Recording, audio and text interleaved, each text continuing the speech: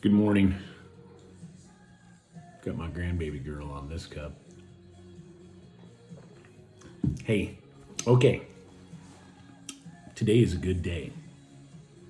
I'm going to say it today is the day that the Lord has made. Yeah, we know that every day is the day that the Lord has made, right? Nonetheless, hey, you wake up some mornings and you wonder, what voices are you going to hear today? Who are you going to listen to? Who are you not going to listen to? What's going to take place?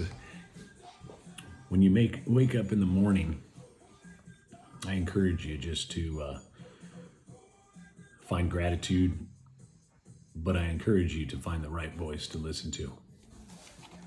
So, how do you do that? Hey, let's call this discernment, as that's been a topic, a title.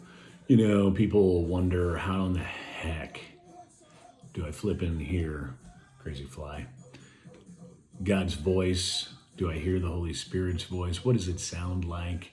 Am I hearing them? When they do hear a voice, then they're wondering, is that the right voice?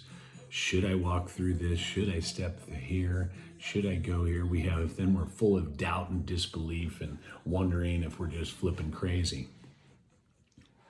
So this morning, I wake up and I really feel led, and call this real spirit talk, because I think these are questions that everybody has, but especially believers have, wondering, am I making the right move? Even sometimes the move feels harsh. Even sometimes the move feels like you're selfish to some degree. Because we as Christian people, we're unselfish people, right? It's a bunch of bunk, really. We are selfish people. I'm going to say something that might ruffle a few feathers, but I look at Jesus. Jesus was totally unselfish, by the way. However, I look at some of his practices, and in today, as many may view, he might seem like he's pretty flippin' selfish. He went to a lowly place. He went there to seek refuge. He went there to seek quiet time with the Spirit, right, with God. He questioned even, should this take place for me? But he wanted to be obedient to his Father, and he was obedient to his Father. And there was really no other way, right? But Jesus went to quiet places. He took care of himself spiritually for the work that he had to do, the things that he had to overcome. What a great example of self-care Jesus was. A lot of times we think self-care is all about the physical because we're in pain. We're in pain mentally, emotionally, physically, you name it. So, but where are you at spiritually? Spirit is power. And I love it when we go through hard times, because God is right there. The Spirit is right there. So circling back around to discernment, flipping discernment, what is it?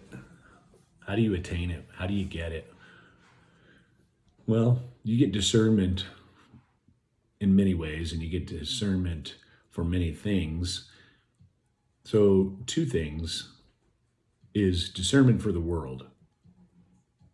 How do you discern whether to take this job, don't take this job? We say, first off, go pray. Pray.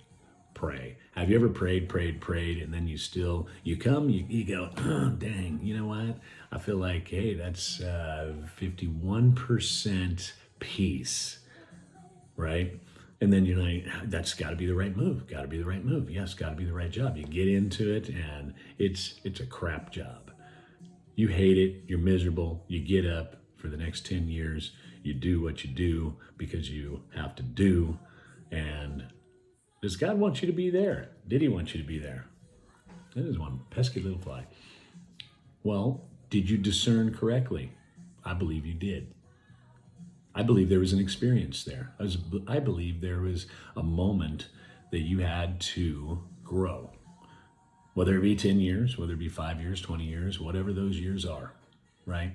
So discernment for the worldly things comes from the Spirit.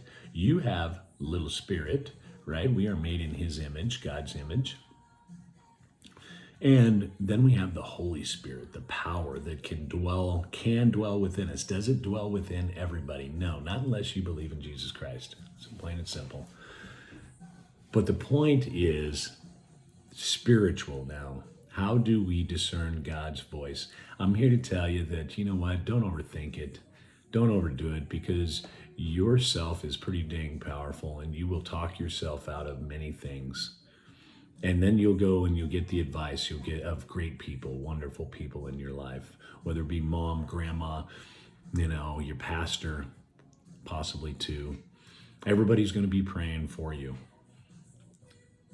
And then you're going to weigh that by what does the majority say? The majority says, jump over here. And you're going to say, that's got to be God's voice. Listen to God's voice. You're the one that's going to hear the burning bush. You're the one that's going to talk to the donkey, right? You're the one that's going to have the fiery moment on the mountainside by the river. Nobody else but you.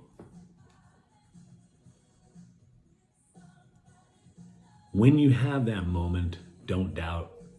When you have that moment, sometimes you just got to run and jump. Our problem is that we want to really know that we know that we know, but there's always going to be the unknown. There's always going to be the mystery. There's always going to be that little inclination of doubt, and maybe a whole heck of a lot of doubt. But I want to encourage you today to trust yourself also, but trust that God's got your back. And it may be the crappiest job, crappiest feeling decision, because it hurts, it's painful, it may even be uncomfortable to others, right? But God never wastes a moment or an experience. He could use that to catapult you to even greater greatness. Beautiful, right? So, today, what voices are you listening to? Discern when you hear that. Test those spirits if you want to a little bit, and then jump. I have a saying that I talk to my guys at work, and it's simple, 3 words. Yeah, I didn't steal it from Nike, so don't worry about it. Those of you that I've used it in the past that have said, hey, that's copyrighted. But just do it. Just do it. What are you going to do after you get done doing it? You're going to do it. You're going to do it again. What are you going to do when you think that that's not going to work, but you really feel like I got to move that direction? You just do it, right? All right. So today, just get out there, do it. As you wake up, listen to the voice within, because that voice is pretty powerful. That's your voice. That's your God voice. All right. Peace. Have a beautiful day. Hope you're blessed. And what can I say? The sun is shining, the birds are chirping. Just do it.